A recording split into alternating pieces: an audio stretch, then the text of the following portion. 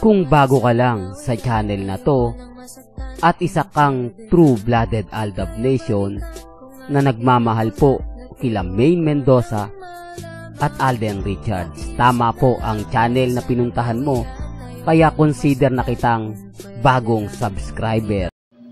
Welcome back mga ka-Aldab. Ito na naman po ang inyong lingkod, si Mr. Destiny, at magbibigay na naman tayo ng pinakamagandang update po ngayon sa social media. Ito yung pinaka nakakatuwa dahil ang post ni Alden Richards family weekend, di po ba, na kung saan nga po mga pagkain ang pinost niya sa social media. Pagkain sa Conchas Garden mga ka-Aldab, dahil ngayong weekend kailangan mag-bonding moment ng pamilya, di po ba?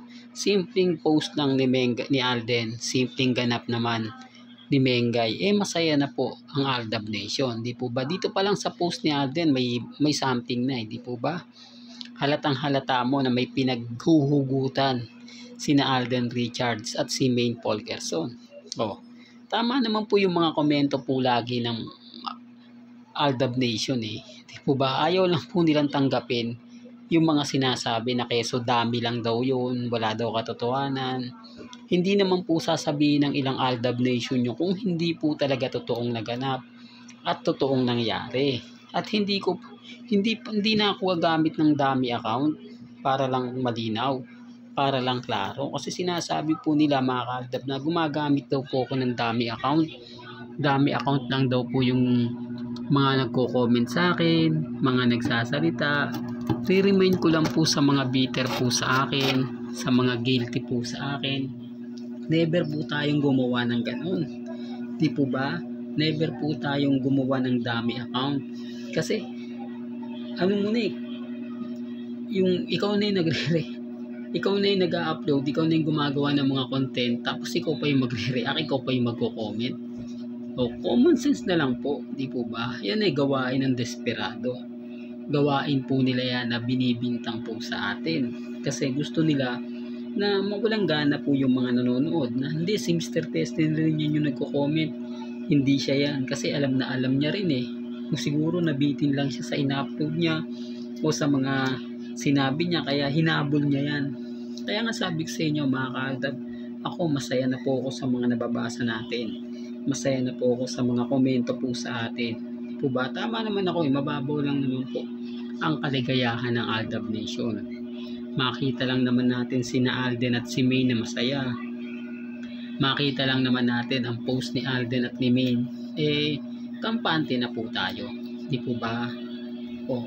Di po ba? Mababaw lang kaligayahan ng fandom na kung saan po masaya sina Alden at si Maine. Doon lang naman po kami. Sa mga bitter lang po sa amin, sa mga affected lang po sa mga ginagawa namin, sa mga sinasabi namin, sila lang naman po yung nagpapahalala.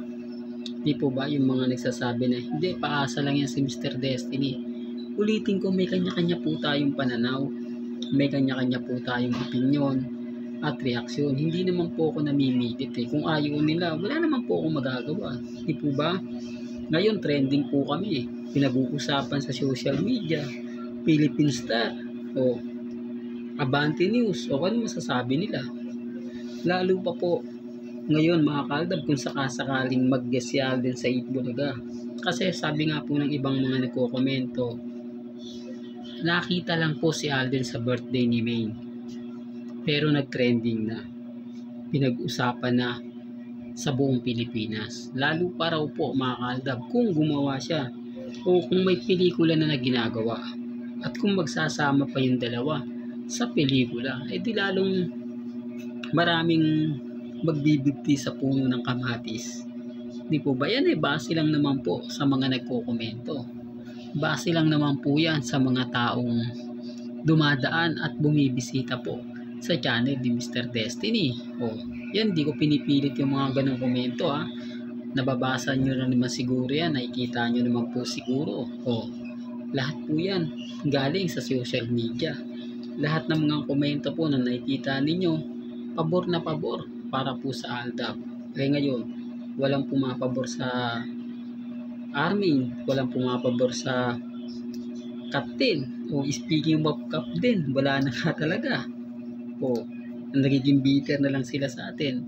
Tayo po yung pinaka topic ngayon. Natutuwa naman po kasi kumbaga dumating din po yung point sa atin naman eh. Dati-rate tayo yung binabash, tayo yung laging kawawa, hirap na hirap sa update, naghahanap pa tayo ng mga ganap ni Alden, naghahanap pa tayo ng ganap ni Mengay, pero ngayon wala na. Di po ba? Ramdam mo na yung presensya ng Aldab, ramdam mo na yung kumbaga kung saan nga po talaga umaayon ang panahon. Hindi na natin kailangan pa maghanap ng mga update post. Buksan lang natin ang social media eh. Ang laman, sina Alden at si Maine eh. Ganyan po sila sikat, ganyan po sila katindi.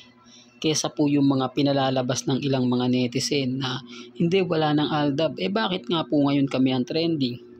At yung mga ibang content creator, kami po yung ina-update. Kaya nga sabi ko sa inyo, simpleng labas lang ni Alden sa camera na sa birthday celebration ni Mengay. Nabulabog na. Kaya nga sabi ko sa inyo mga Aldab, okay lang po sa akin gamitin sina Alden at si Maine.